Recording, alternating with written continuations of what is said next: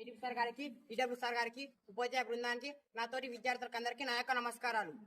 గురువు ఒక వ్యక్తి జీవితంలో ఎదగాలంటే క్రియాశీలమైన పాత్ర పోషిస్తారు గురువు. అట్లాంటి గురువు పైన ఒక కవిత రాయడం జరిగింది మీ ముందు ప్రదర్శించబోతున్నాను. ప్రతి మానవుడికి ఆది గురువు అమ్మ, జీవిత తలరాతలు మార్చే బ్రహ్మ. ఏనాడు అడగలేదే బంగారం సొమ్ము, కాని అందిస్తాను గెలుపు ఆభరణమ్ము. జీవితం అనేది చిక్కుల ఆట, దాటలేని ముళ్ళ కంచ కోట.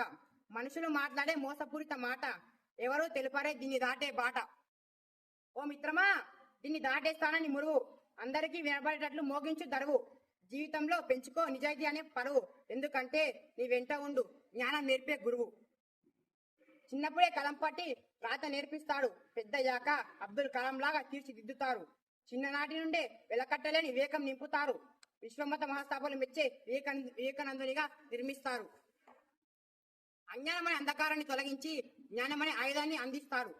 ఓటములను ఎదుర్కొనే ఆత్మవిశ్వాసం నింపి జీవితం అనే చిక్కుల ఆటను గెలిపిస్తాడు.